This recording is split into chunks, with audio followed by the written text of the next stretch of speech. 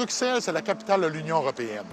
Même si la ville n'a pas mauvaise réputation, la criminalité y est à la hausse dans certaines zones, comme Molenbeek, qui est considéré comme étant le terreau de la violence. Et comme j'ai peur de rien, direction Bruxelles.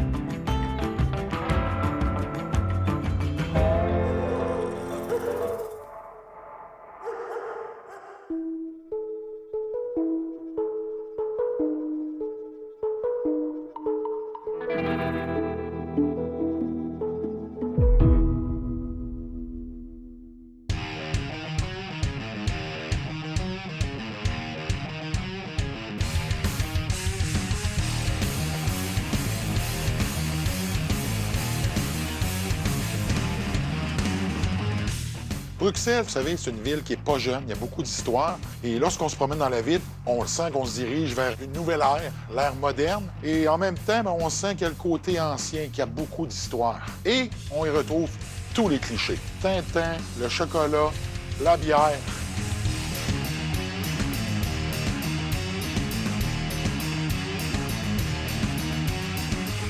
Le centre-ville de Bruxelles est relativement calme. Pour ce faire, ils ont utilisé une méthode qui est très efficace. Plus de présence policière et surtout des militaires, ce qui a fait diminuer beaucoup le taux de criminalité au centre-ville de Bruxelles.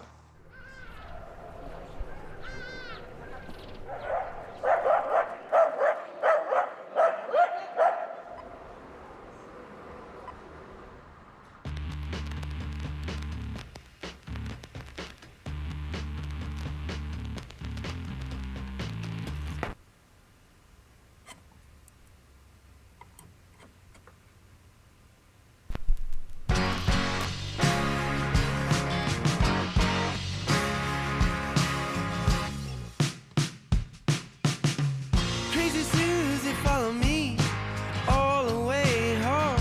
She said, don't you wanna be alone? Donc, afin de mieux comprendre comment ça se passe à Bruxelles, j'ai décidé de me trouver un guide. Donc, je suis allé dans la commune de Ixelles pour rencontrer Sean, qu'on appelle le Bike Pirate. Sean, c'est tout un personnage.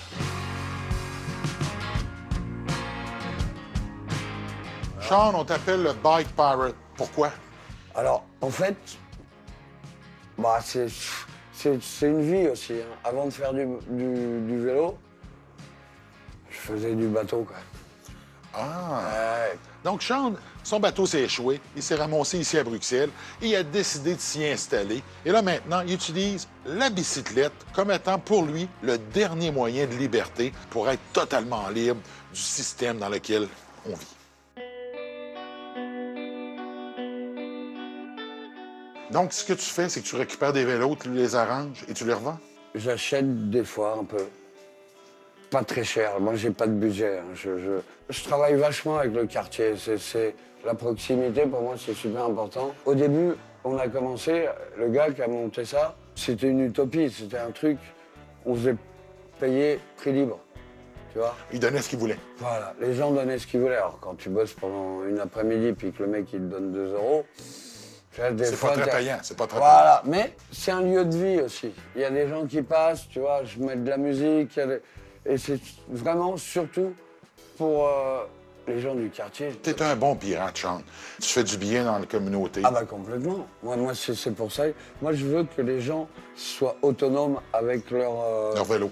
Voilà, leur truc. J'ai un petit Marocain qui est... C'est une crème. Sa mère, elle a fait, elle a fait un diamant brut, quoi, tu vois. Vraiment. Le pauvre, il n'a jamais connu son papa, tout. On comprend. Il a besoin de trucs. On peut pas être son papa. Moi, je peux pas être son papa, mais je peux être son tonton. Tu vois ce que je veux dire? Il veut apprendre. Pendant 2 mois, je l'ai fait. Et je voyais, je testais, je lui sentais le trou du cul, quoi. Comme les chiens, quoi. On est des clébards, quoi. On est des animaux, mais on s'entraide, quoi. On se sent, on reste dans l'humanisme.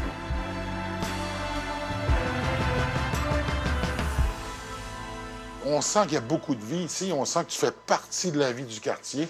S'il y a quelque chose que je devrais goûter ou manger dans le coin... On va manger des frites? Allez, on y va. Je vous amène manger des On y frites, va, les on va gars. manger des frites. Allez. Ponga canción, mío. Bueno, mira. Vamos, juegue, puta.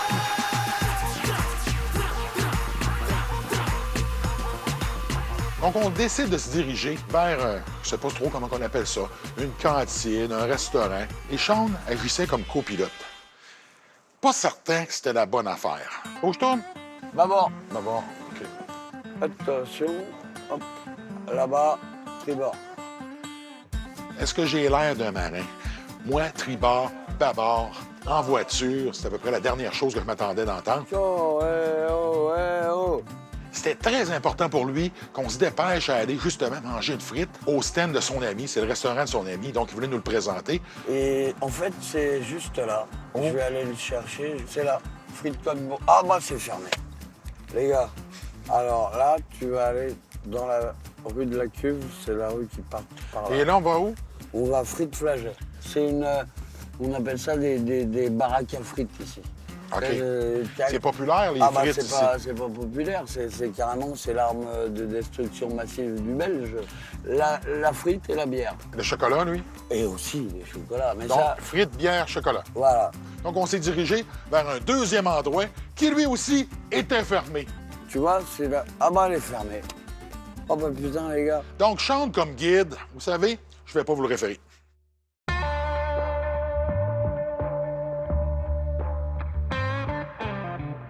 Finalement, on en a trouvé une d'ouverte qui s'appelle la Maison d'Antoine. On s'est stationné de façon précaire. Je voulais goûter à ces fameuses frites belges qui sont cuites dans la graisse de bœuf. Donc, Sean, c'est ici? Allez, c'est ici. Donc, ici, il faut commander quoi? Bah des frites, c'est ce qu'il y a de moins cher. Après, c'est une question de budget. Là, je vois ici, mitraillette, c'est des frites, ça? Mitraillette, c'est un sandwich avec des frites dedans. Ah! Tu vois, du pain avec des frites. Moi, t'as vu comment je suis? Toi, peut-être ça pourrait aller. Hein. Non, je vais essayer une frite. Ah bah ouais, voilà. Donc, c'est quoi le secret de vos frites? Mais tout d'abord, c'est la graisse de bœuf et la pomme de terre. Elles sont vraiment bonnes. Y a-t-il des personnalités qui viennent en manger? Ouf, oui, j'en ai pas mal. J'ai eu, il y a de ça 3 jours, le Premier ministre français. Sinon, il y a comme les acteurs, Omar Sy, Ah oui? Johnny Hallyday, Angela Merkel, présidente, la chancelière allemande, Oh, No. Angela. Angela. Aïe, aïe, aïe, aïe, aïe, aïe. Donc, en regardant le menu, puis en discutant avec le chef, j'ai compris que je me devais de goûter à la fameuse mitraillette.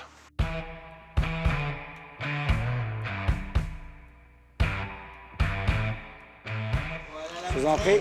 Merci beaucoup. Donc voilà, ça c'est vraiment une spécialité en Belgique. C'est Et je mange ça comment? Ah bah, tu te débrouilles.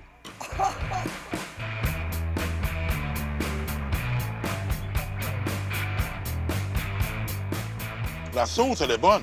Ah, tu vois? Voilà. Et il était maintenant le temps de continuer notre visite de la belle ville de Bruxelles.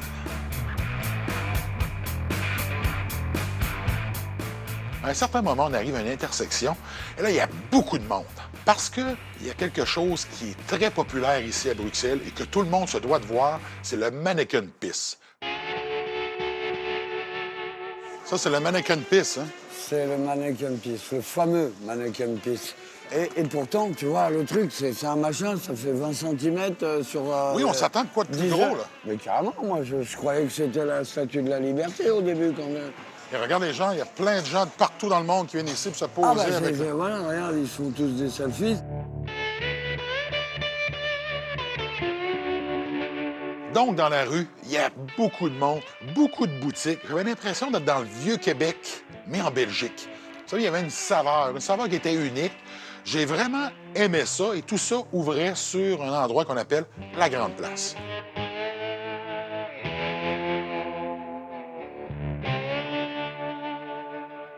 Ça, ici, c'est historique, là. Ah bah, c'est la base du centre de Bruxelles, quoi. Et ça, tu dis, à un moment dans le temps, les Français sont venus et ils ont volé tout Ils ont l'or. tout... Non, ils ont pas tout volé. En fait, ils ont envoyé des bouts de canon, quoi. Ah, ils ont tout détruit. Tout était détruit, ça a été tout reconstruit. On parle de quelle année, ça? Je sais pas, il y a 200, 300 ans, quoi, tu vois, des trucs comme ça, quoi. Donc, est-ce que c'est un endroit où, à une certaine époque, s'il y avait des jugements populaires, Ah bah c'est là qu'ils venaient se faire couper la tête. c'est ici qu'ils Pardon. coupaient les têtes? Ah bah certainement. Donc, c'est quand même, au niveau de l'histoire, là, il s'est passé des choses. Oui, ben, carrément. C'est déjà même si c'est plus la même chose, ça se sent, ça se voit, quoi. Oui, on sent l'histoire. Voilà. Merci beaucoup, Sean. Je t'en prie. Merci, ça me fait Merci plaisir. à toi. Maintenant que j'ai vu le beau côté de Bruxelles, je me dirige finalement vers le côté sombre de la ville pour y découvrir les beautés cachées.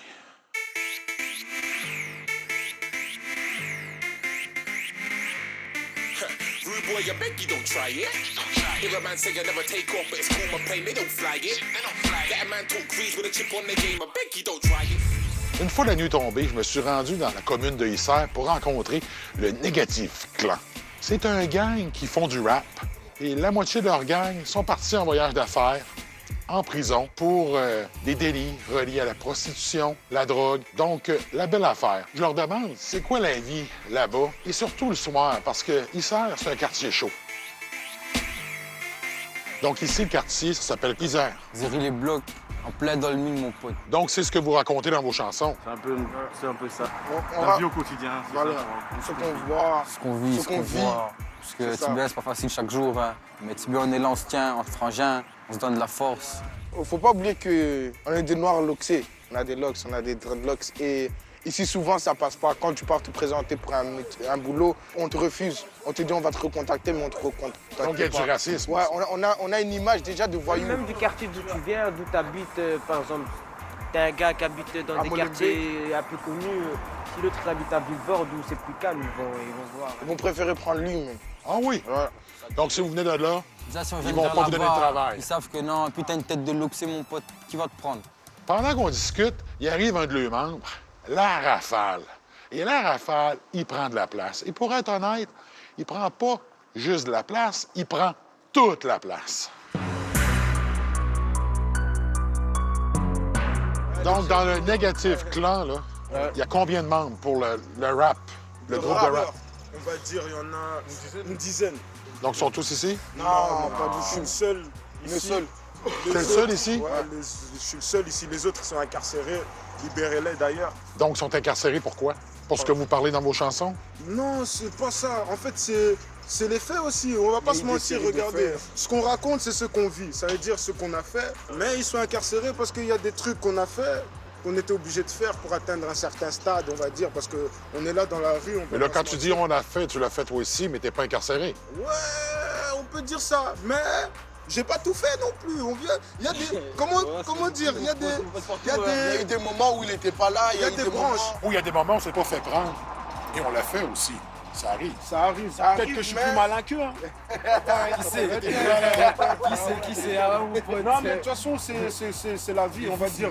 On n'a pas grandi avec une cuillère en argent dans la bouche. C'est comme ça qu'on dit. Donc, c'est pas facile ici. Voilà, c'est c'est pas pas facile. facile. Donc, on essaie de Donc on a dû s'en s'en sortir comme de nous-mêmes. on peut. Et voilà. Est-ce Et que- voilà. Est-ce qu'on peut dire qu'on fait ce qu'il faut faire pour être capable de survivre? C'est-tu un peu ça que Ouais, ça... c'est une sorte de survie. Hein. Franchement, nous, on a l'habitude de dire qu'on ne vit pas encore, on survit pour l'instant. Ça veut dire on essaye d'avoir à manger demain, par exemple, d'avoir à fumer. Moi, je suis un fumeur, d'avoir à fumer demain. Mais pour l'instant, on survit. Ça veut dire on essaye de faire deux, trois petites magouilles. Hein. On va pas se mentir, deux, trois petites magouilles, histoire d'avoir un peu d'argent. Comme ça, demain, on mange, demain, on s'habille, demain, on fait ça. Est-ce qu'on peut aller se promener, vous montrer un peu le reste du quartier? Ouais, bien sûr, on peut se promener. Hein. On peut Ouais. se promener. Ouais, on va aller. Ah, ben allez-y, on va je aller vous dans le suis, moi. canal, tout ça. C'est votre coin. Plein dans le mille, ça, mon pote, ça, plein dans le mille.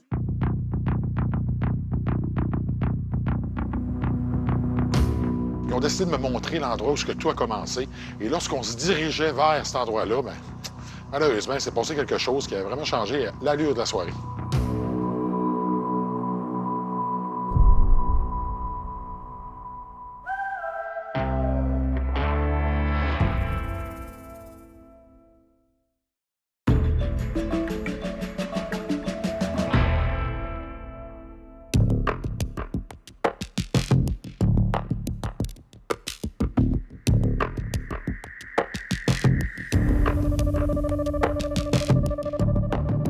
Donc, 2 voitures de police qui arrivent, 4 patrouilleurs, le contrôle complet, la grosse affaire. Ce qu'il faut comprendre, on est quand même une douzaine. Ils voient des caméras, ils prennent la place, font beaucoup de bruit. Donc, il y a des gens du quartier qui ont appelé la police pour se plaindre. Et je peux les comprendre, ça peut être intimidant dans les faits, surtout pour les résidents autour qui, eux, font pas partie du clan.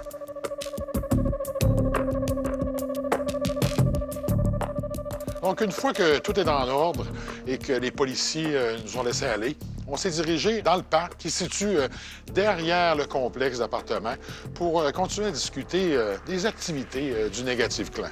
Ici, si on vient de soir là, puis on n'est pas accompagné, c'est-tu dangereux? Ça peut faire peur. Je vais pas te mentir, ça peut faire peur. Parce que je vais pas te dire, il n'y a pas que nous. Ici, tu peux trouver de tout. Il y a des fumeurs, il y a des junkies, il y a des clochards, il y a de tout, il y a de tout. Donc si on te voit, t'es pas cohérent, peut-être que ça va pas avec la dégaine qu'on a et que tu fais le malin. Ça peut aller long, ça peut aller mal. Parce que là, la police est venue, elle avait l'air d'être habituée. C'est pas la première fois que vous la voyez. Ah, ils nous aiment pas, c'est bien, ils nous aiment pas, mon pote. Ils nous aiment pas alors que nous, on est dans l'école, tu vois. Nous avions été dans l'école.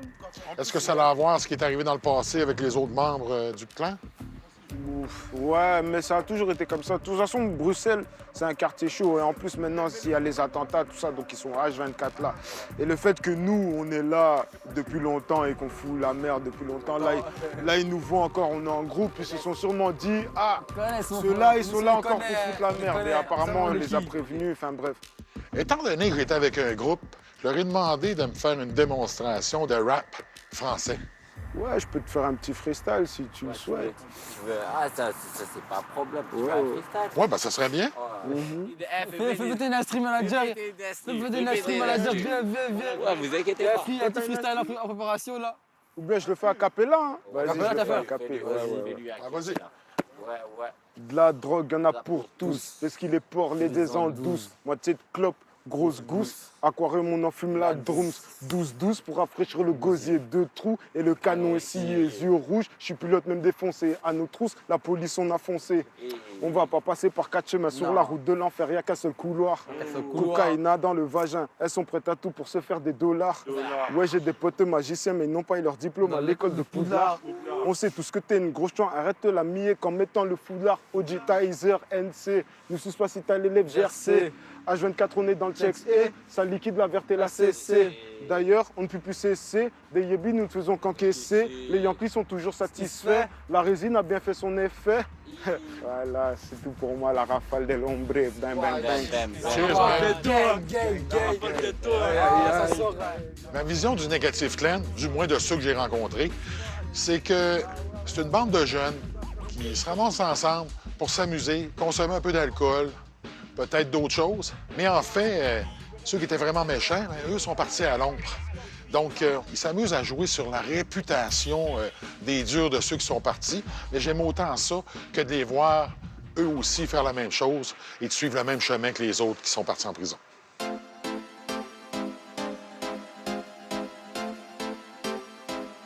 Tell them mother chickens haul up, they get all up. When I see I wanna haul up, she my coca, I'm addicted to a cola. Une ville, c'est beau de jour, mais la nuit, c'est beau aussi. Et là, je me rends pas n'importe où. Je m'en vais dans le coin de la gare du Nord, qui est le quartier de la prostitution de Bruxelles.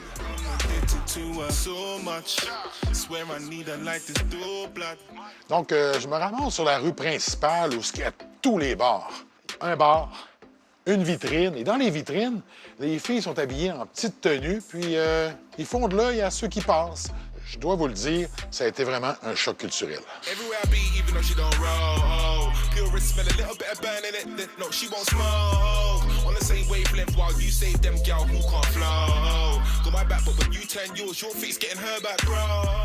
Au fur et à mesure que j'avance sur la rue, ce que je me rends compte, c'est qu'il y a vraiment pas mal de monde. Hein? Et c'est là que j'ai réalisé, finalement, qu'on se faisait regarder. La question que je me suis posée, est-ce que je suis vraiment en sécurité ici, là? Pas sûr.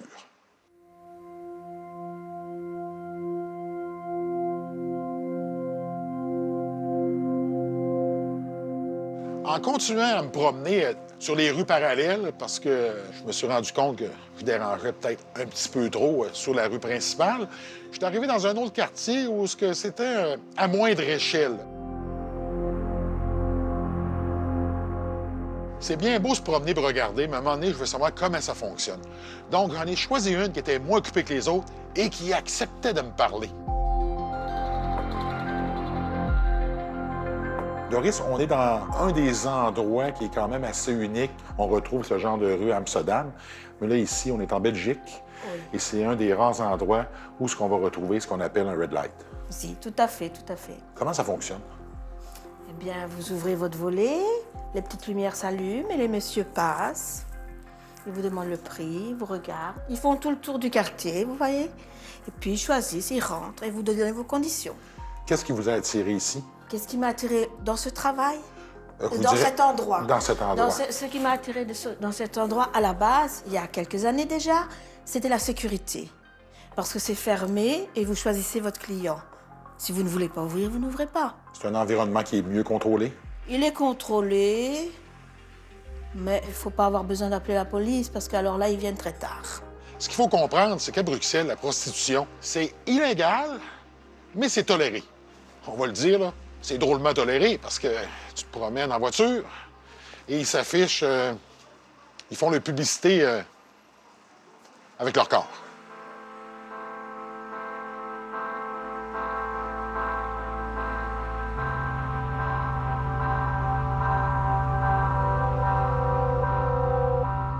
Ça fait combien d'années que vous faites ça? Ah, beaucoup, beaucoup. C'est-tu trop personnel? Oh, plus que 20 ans. Plus que 20 ans? Oui. Comment vous avez été introduit à ce type de travail? C'est l'argent au départ qui m'a attirée.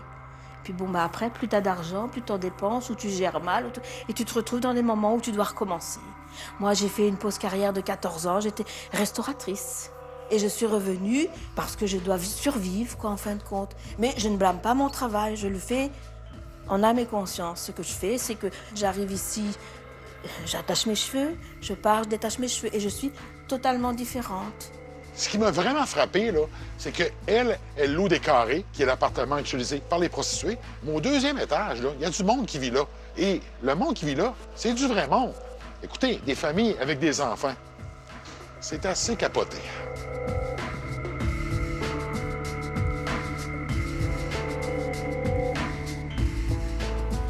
Donc, ensemble, on parle de sa vision de la relève.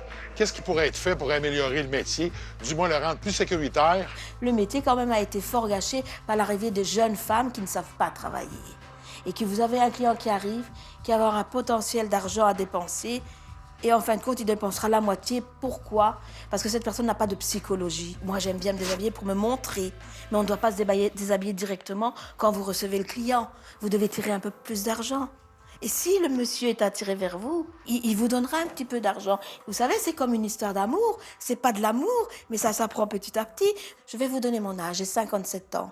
Je vous dis 22 ans, c'est encore même un peu plus les années de métier. Je n'ai jamais mis ma bouche sur la bouche d'un client. J'en suis très fière. Mais il y a beaucoup de gens maintenant qui ne savent plus travailler comme ça parce qu'on ne leur apprend pas. Comment ça se passe avec votre vie sentimentale? Avez-vous un copain? Moi, je suis un cas. Je suis divorcée depuis 6 ans. Je vais d'abord vous le dire, je suis divorcée depuis 6 ans d'une femme. Donc déjà, mais je ne déteste pas les hommes. Je suis encore une romantique. Et je rêve encore au prince charmant. Donc, vous croyez encore à l'amour? Oui. Et si je rencontre le prince charmant, j'ai envie qu'il m'embrasse, que j'ai embrassé personne. Au niveau de la vie sexuelle, est-ce que vous en avez une à l'extérieur de ce qui se passe ici? Non, j'ai pas de vie sexuelle. On va pas rentrer dans les petits détails. Hein. L'exil de la vie pour ma sœur, monsieur, hein, vous savez. J'aurais pas envie de faire l'amour avec quelqu'un après mon travail. Alors je préfère que quand ça monte un peu trop, je me sers de mon petit ustensile et je ne dois rien à personne. Quel genre de problématiques vous rencontrez à l'extérieur des murs ici? Mais malheureusement, quand je suis dehors, le problématique ici, dans ce quartier-là, c'est qu'il n'y a pas que des bonnes personnes qui se promènent dans la rue. Moi, je dis toujours à mes clients, n'allez pas par là, allez par là et rentrez vite chez vous. Ça m'arrange, ils ne vont pas voir les autres filles. Ah! Voilà, c'est tout. Donc, c'est comme ça que vous contrôlez la compétition? J'essaie de contrôler quand même, oui. Donc, Doris, c'est une gentille madame. J'ai vraiment apprécié le moment que j'ai passé avec elle. Ça a été instructif, intéressant et ça a démystifié un peu ma vision de son métier, du moins à Bruxelles.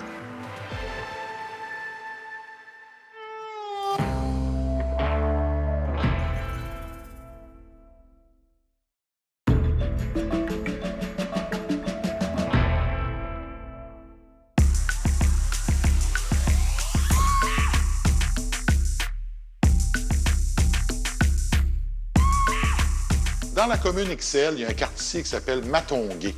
Et finalement, c'est une partie congolaise de la commune. Ce qui est bizarre, c'est qu'ici, on parle d'une communauté où ils ont recréé un peu leur pays d'origine. Malheureusement, ils ont emmené le côté négatif aussi, où on y retrouve aussi beaucoup d'instabilité, beaucoup de criminalité. Tout ce qu'on peut faire pour gagner des sous, finalement, dans ce quartier, c'est possible.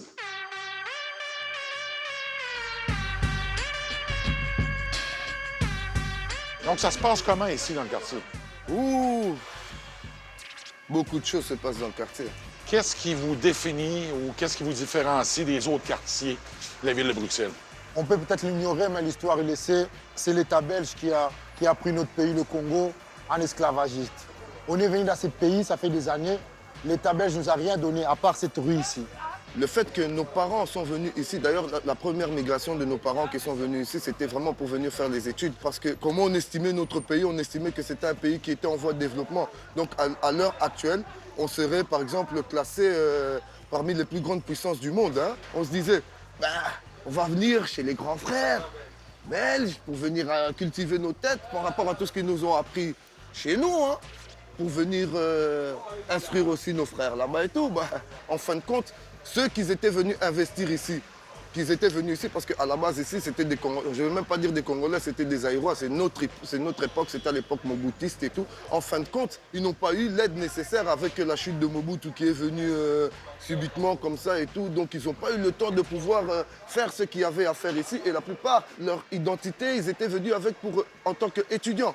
En fin de compte, dès qu'il a commencé à avoir des problèmes chez nous au Zaïre, ils sont restés ici. Ils sont restés ici. Bon, en fin de compte, maintenant, on leur a retiré. Maintenant, cette identité-là. Pourquoi? Parce que c'était des étudiants, vous voyez. Donc, le fait qu'après, tu fais plus d'études, c'est soit tu dois introduire une nouvelle demande hein, pour que tu puisses être citoyen qui demande une demande ici, alors que tu avais une carte d'étudiant. À partir de là, ils se sont retrouvés, beaucoup de nos parents se sont retrouvés ici en situation illégale. Ils ont dû se battre. D'où cet amalgame où on nous a dit oui, les Congolais, ils n'aiment pas travailler, patati. Mais le mec, comment il va travailler s'il doit nourrir une famille de trois? S'il n'y a pas de papier. Et il n'y a pas de papier. Vous savez, nos enfants maintenant, quand ils partent à l'école et qu'ils entendent ce qui se passe en Libye, qu'un noir est vendu 200 € ou peu importe. Hein? C'est incroyable ce qui se passe. Oui. Vous voyez, qu'est-ce que ça peut Moi, c'est mon père qui a grandi ici. Mon père qui a grandi ici, mon fils qui est né ici, il va penser quoi de ça? Vous voyez, face à un jeune blanc, un petit jeune blanc, je ne dis pas ça, on dit la réalité. On n'essaie pas de mâcher les mots ou bien d'être gentil ou bien quoi que ce soit, on dit la réalité. Mon fils se retrouve ou ma fille se retrouve face à un jeune blanc. Dans sa tête, s'il voit ces images-là et que toute cette communauté mondiale acquiesce ça, hein, ça veut dire que lui peut se sentir que faible ou inférieur à un garçon qui est blanc. Ça pousse les Noirs à se poser maintenant des questions. En tout cas, ceux qui sont intelligents hein, doivent se poser des questions et commencer à vouloir créer quelque chose qu'entre Noirs. Parce qu'on doit essayer de développer notre communauté.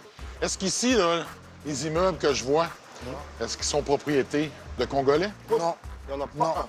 Pas un. Et pourtant, on sait qu'il y a nos ancêtres ici qui ont payé des quartiers. Je vous dis que l'État belge, il fait tout pour mettre la communauté congolaise aussi bas que terre. Ça fait quand même bizarre parce que souvent, on discute avec des gens qui sont venus au monde en Belgique et on a l'impression qu'ils sont plus de leur pays d'origine que de leur pays d'accueil, même si c'est leur lieu de naissance. Ça se passe comment pour vos enfants qui, eux, sont venus au monde ici? Est-ce qu'ils se sentent belges ou ils se sentent congolais? D'abord, je vous coupe. Avant d'arriver à mon fils, moi, je me considère déjà belge. Moi, l'Afrique, je ne le connais presque pas. On ne connaît rien de l'Afrique. Quand je vais en Afrique, on me dit je suis un Belge. Quand je suis un footballeur, je suis un Belge. Quand je m'engage à l'armée, je suis un Belge. Mais quand je fais quelque chose d'illégal ou quoi que ce soit, ah là, je suis un noir, je suis un nègre, il faut qu'on me renvoie dans mon pays. Oui, c'est comme ça. C'est comme ça. Mes deux guides décident de me faire un tour sur la rue pour m'expliquer comment ça fonctionne. Vous savez, à moins d'être aveugle, on voit comment ça fonctionne, là. Mais c'était quand même intéressant d'avoir leur point de vue qui était plus civilisé. Parce qu'encore une fois, finalement, ils sont victimes du système dans lequel ils vivent.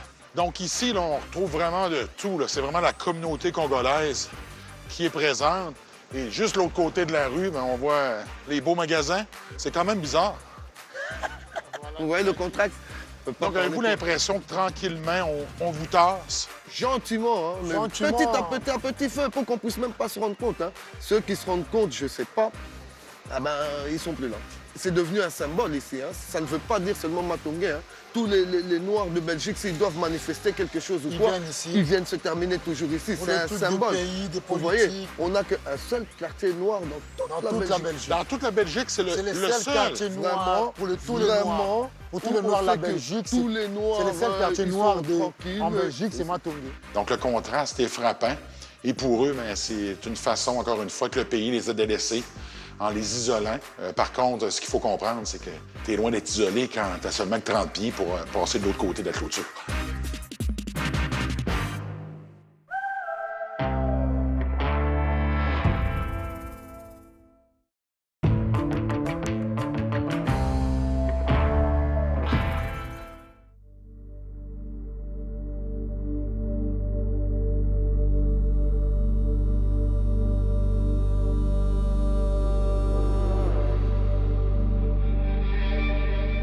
Bruxelles, c'est une ville d'1,2 million d'habitants et avec ses banlieues, 2,1.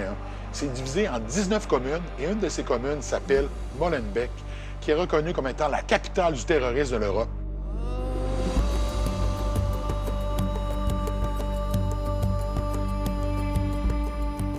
Pour mieux comprendre la dynamique de Molenbeek, je m'en vais rencontrer Mohamed pour qu'il m'explique exactement c'est quoi une journée quotidienne dans le centre de Molenbeek.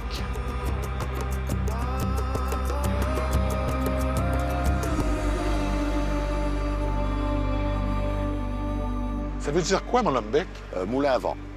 Il n'y a pas de moulin? C'était à l'époque, c'était un petit village. OK. Oui. Donc ici, c'est typiquement marocain. Ça ressemble. Est-ce que tu veux boire un café marocain? Oui, s'il vous plaît. Il va bientôt arriver. J'ai commandé pour toi. OK, t'as pensé à ça déjà? Déjà. Ah, super, ça va nous réchauffer, hein? Donc, vivre ici, là, c'est comment? C'est agréable, c'est des gens très chaleureux. C'est une chouette commune. Comme il y a eu les attentats à Paris et Bruxelles et que les jeunes de Molenbeekois, c'est d'une métardisée, simplement ça. Donc, ils provenaient d'ici, là? Ils provenaient d'ici, minoritaires. Je suis triste que les médias, ils ont sali cette commune. Même si sa mauvaise réputation, il y a quand même des gens qui ont du cœur. Il y a du bon monde. Par contre, il faut tomber sur les bonnes personnes. Si on rencontre les mauvaises, cœur à vous, parce que Molenbeek a quand même la réputation d'être un quartier assez rough. Les Marocains se sont installés ici comment? C'est la première génération. Qu'est-ce qui les a emmenés ici? C'est l'État belge pour les main-d'œuvre pour reconstruire la Belgique. Ah, d'accord. L'après-guerre? Après-guerre. Donc, on a favorisé l'immigration. Pour construire les réseaux de trains et les routes. Le petit café, là, j'ai bien aimé ça. On est assis sur la terrasse, on boit un café marocain. On a vraiment l'impression, après avoir été au Maroc moi-même, d'y être. Et ça, en Belgique, c'est impressionnant. Donc, parle-moi un peu de toi. En fait, je suis né ici en Belgique en 1975 à Vilvoorde. C'est une ville en dehors de Bruxelles. Je suis diplômé en restauration et je suis aussi diplômé dans les arts martiaux. Et je suis au niveau 4e dan. Oh! J'étais champion d'Europe plusieurs fois, champion de Belgique plusieurs fois et vice-champion du monde en Australie. Lors des attentats, oui. 3 des individus provenaient du Molenbeek. De Molenbeek, oui. Donc, ils étaient marocains d'origine? Oui. Ils étaient doctrinés par des salafistes, des Saoudiens. Comment ces jeunes ont été endoctrinés par cette haute interprétation du Coran? C'est pas l'interprétation du Coran. Non? Non, pas du tout. Le Coran, c'est amour. Il porte bien son nom. C'est pas la manière dont elle est... C'est les hadiths qu'ils ont pris. Ils sont doctrinés par les hadiths, par la parole du prophète. Rien à voir avec le Coran. Et pourquoi que certaines personnes, dont ces jeunes Marocains, ont embrassé cette manière de penser? Parce que pendant toute leur jeunesse ici, l'État belge, entre guillemets, ils ont laissé un peu abandonner, moralement et physiquement.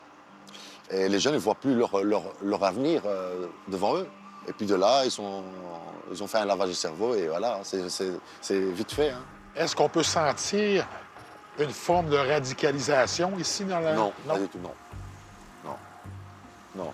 Après avoir terminé mon café, et pour être honnête, j'en ai bu 2. Donc, il était le temps que je bouge parce que je commençais à avoir de la difficulté à rester en place. Et je voulais voir comment ça se passait dans le quartier chaud de Molenbeek. Donc, on se dirige à pied vers justement l'endroit où c'était un peu plus funky. Donc, c'est ici le quartier chaud? Quartier chaud de Molenbeek, oui. Donc, c'est quoi l'endroit ici? C'est le quartier Réboucourt, métro. C'est là que tous les jeunes se rencontrent, tous les 19 communes. Donc, c'est quoi qu'on retrouve ici exactement? Vous savez très bien ce que vous retrouvez, hein? C'est... La drogue? La drogue et la délinquance. Donc, ici, toutes les communes communitent ici? Oui, c'est ça. Donc, on peut venir partout en ville, on vient ici pour obtenir ce qu'on a besoin. Ouais. C'est drôle, là, tout d'un coup, il n'y a plus personne. Ouais, c'est tout à fait normal, hein? Ça se passe comme ça. Hein? Dès que tu vois un bagnole de flic ou bien une caméra, tu vois plus personne. Oh, il y a quelqu'un qui vient. Allô? Ah, Jimmy! Ah, vous connaissez? Oui, c'est Jimmy Ramdan. Lorsqu'on discute, moi et Momo, il arrive un de ses amis, Jimmy. Un fait particulier, c'est que Jimmy me raconte une histoire sur Momo qui avait effleuré, mais que lui a décidé vraiment d'entrer dedans de plein fouet. Momo, le héros. Donc, tu connais Mohamed? Ouais, Mohamed, c'est un grand sauveur de Belgique, hein, il est connu. Hein. Comment ça, grand sauveur? Ben, écoute, il a fait une déviation, je crois, hein, pas je crois, je suis certain, d'un type qui voulait faire exploser le train. Et les attentats de Bruxelles? À Bruxelles, oui. Ouais. Les attentats de la gare centrale. Ah, oui?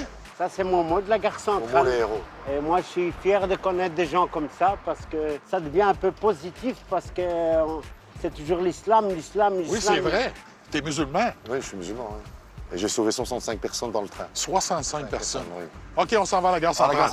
Allez, Donc, la gare centrale, c'est gros, il y a beaucoup de monde et c'est définitivement le genre d'endroit, si tu veux faire un attentat et toucher beaucoup de monde, c'est là que tu fais ça.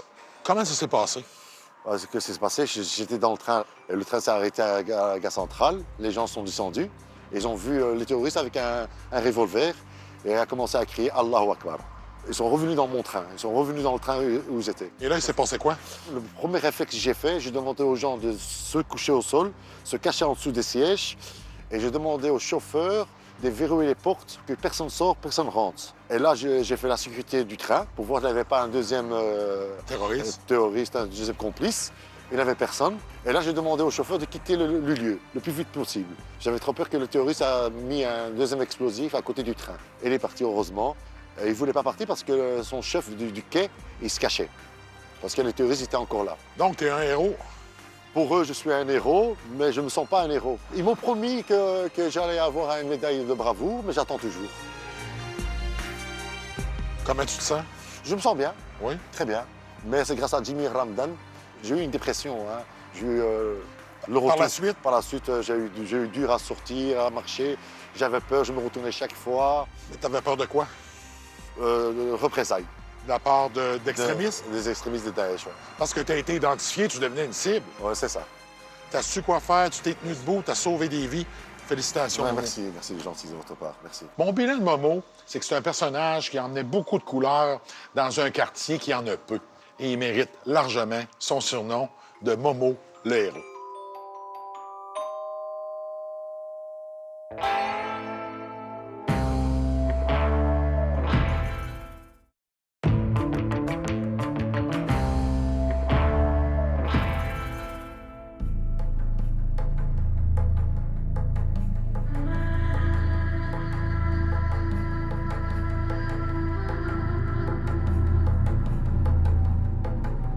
Afin de me faire une meilleure tête et de mieux comprendre la diversité de Molenbeek, je m'en vais rencontrer Najib.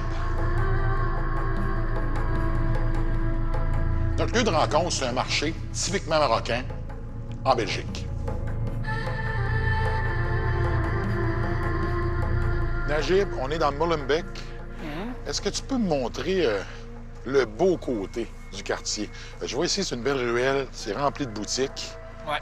Est-ce qu'on peut entrer dedans puis on en parle un peu? Je t'en prie, ouais, vas-y. On discute tranquillement en marchant dans le marché, puis ça me permet de voir la diversité des commerces qu'on y retrouve et la manière typiquement marocaine de faire des affaires dans les magasins avec pignon sur rue. Qu'est-ce que je vais retrouver au niveau de l'influence architecturale? Molenbeek, c'était une commune qui a hébergé énormément d'ouvriers, en fait. Donc on a dû construire énormément de bâtiments pour des ouvriers.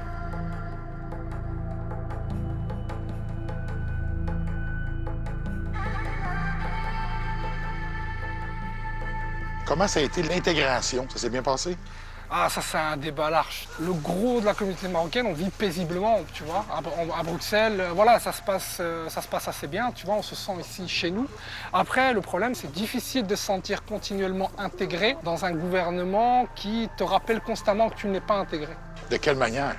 Ah, de quelle manière? Ça, il suffit de voir les polémiques actuelles avec, par exemple, il faut savoir qu'on a un ministre, Theo Franken, tu vois, on a un ministre de l'Intérieur qui s'appelle Jean Jambon, qui font partie d'un gouvernement qui est, beaucoup de spécialistes politiques le disent, d'extrême droite, tu vois. Donc ces personnes-là qui ont, si tu veux, une place très importante au niveau politique, ils ont une marge de manœuvre un peu pour nous pourrir la vie, tu vois. Par exemple, en augmentant les contrôles de police. Pas plus tard qu'à 10 minutes, j'ai été contrôlé, tu vois. Pourtant, j'ai pas l'impression d'être quelqu'un qui pose problème, j'ai pas l'impression d'être quelqu'un qui apparaît agressif, tu vois.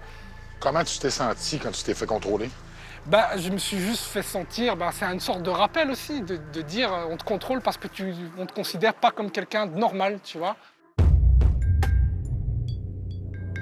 Tu sais, le contrôle, c'est pas dérangeant quand c'est une fois dans ta vie. Le contrôle, ça devient dérangeant quand ça devient systémique, tu vois. Si c'est le même policier qui te contrôle tout le temps, je peux comprendre.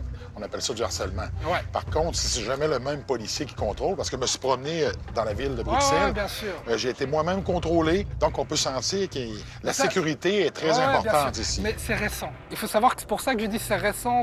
On n'était pas habitués, nous, à avoir autant de policiers, à avoir autant de militaires dans nos rues.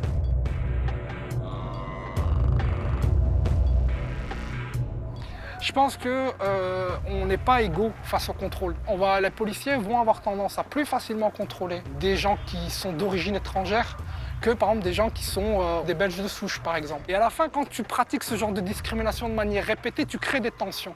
Et ces tensions, aujourd'hui, elles ne sont palpables parce que ça fait 3-4 ans qu'on a un gouvernement qui ne parle que de sécurité.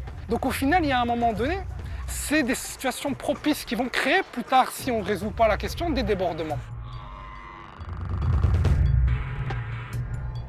Même si on discutait tranquillement, je pouvais sentir qu'il y avait un empressement à me parler de son message. Et écoutez, c'est clair qu'on parle d'une communauté à l'intérieur d'une autre. Donc, c'était intéressant d'avoir son point de vue. Et pour lui, ça semblait être vraiment émotif. Et il se sentait personnellement impliqué à faire en sorte que les choses changent. Selon toi, ce serait quoi la solution pour amoindrir cette tension? Je pense qu'il faut donner un avenir aussi à la jeunesse. Depuis 4-5 ans, il y a un coup de déprime. C'est comme si les jeunes avaient perdu une partie de la vision positive qu'ils projetaient du futur, tu vois. Et je pense qu'on doit être capable, en tant que société, de donner une vision positive à ces jeunes. On doit leur donner de la place, on doit leur donner de la visibilité, on doit leur donner un avenir. Il faut créer une vision de la société, parce que je crois que la vision actuelle de la société, elle est périmée.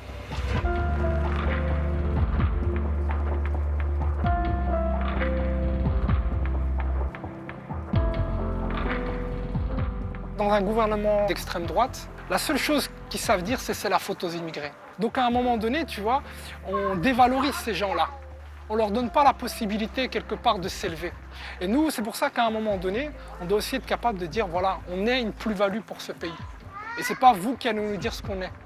Merci. Je t'en prie. Najib rêve d'une Belgique plus ouverte sur la diversité, où les différentes cultures pourraient vivre main dans la main, ce qui ne semble pas être le cas au moment où on se parle.